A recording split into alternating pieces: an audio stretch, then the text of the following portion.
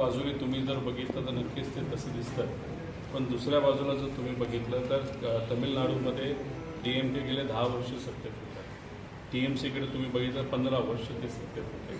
त्याच्याचबरोबर केरळामध्ये left party जर बघितलं तर गेले 10-15 वर्ष ते सत्तेत होते. आणि या तिन्ही राज्यांमध्ये सत्ता बदल झाला आहे.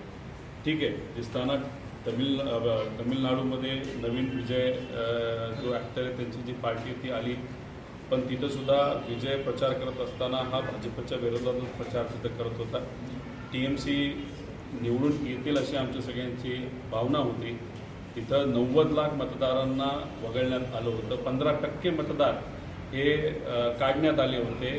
तिथं अमित शहा साहेब कधी नव्हे ते 15 ते 20 दिवस ठिय्या मांडून होते वेस्ट बेंगॉलमध्ये, कारण अस्तित्वाची लढाई त्यांच्यासाठी तरी त्या ठिकाणी होती.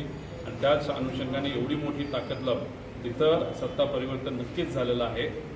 TMCला आमचा पाठिंबा तिथं होताच, पण सत्ता परिवर्तन होत असताना एक संदेश मात्र या ठिकाणी लोकांनी दिलेला आहे. अँटी इन्कम्बन्सी ज्या ज्या भागात आहे तिथं सत्ता परिवर्तन झालेलं आहे. म्हणजे देशात सुद्धा आता अँटी इन्कम्बन्सी आहे. 15 वर्ष होतील 2029ला भाजपला सत्तेत येऊन या देशात, आणि राज्यात सुद्धा आपण जर बघितलं तर अँटी इन्कम्बन्सी आहेच. त्यामुळे दुसऱ्या बाजूला आपण जर बघितलं तर एक अँटी इन्कम्बन्सी आता अँटी एस्टॅब्लिशमेंट एक वातावरण या देशामध्ये निर्माण झालं असं नक्कीच त्या ठिकाणी आपल्याला बोलता येईल. जी बैठक होती ती सुप्रियाताईंची जी कन्या आहे रेवती, तिचं जे लग्न होणार आहे त्याच्यामध्ये परिवार म्हणून आपल्याला एकत्रित राहून जे काही जबाबदारी त्या ठिकाणी उचलायची आहे त्याच्याबद्दलची ती बैठक होती. राजकीय कुठलीही तिथं चर्चा झाली नाही. आता तुम्हीच मला सांगा की समजा भाजपबरोबर अजितदादांचा पक्ष आज आहे, आता भाजपबरोबर ते सत्तेत बसलेत, आम्ही विरोधात आहोत. आम्ही भाजपच्या विचाराच्याच विरोधात आहे, प्रतिगामी विचाराच्या विरोधात आहे.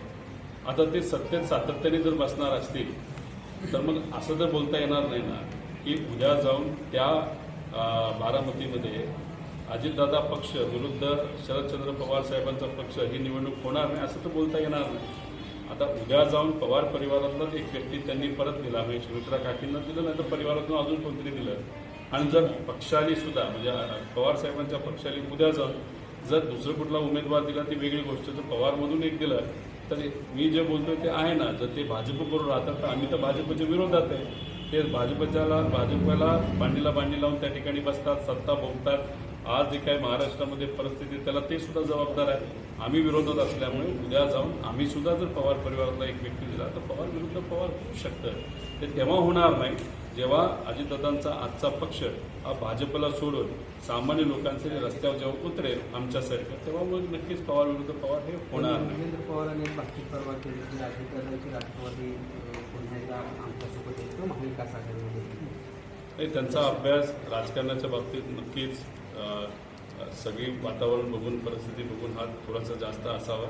त्यांना जर वाटत असेल आणि तसंच खरं झालं तर चांगलं आहे. त्याचा अर्थ युगेंद्र सुद्धा आता म्हणतोय की अजितदादांचा पक्ष भाजपबरोबर खूप दिवस राहणार नाही.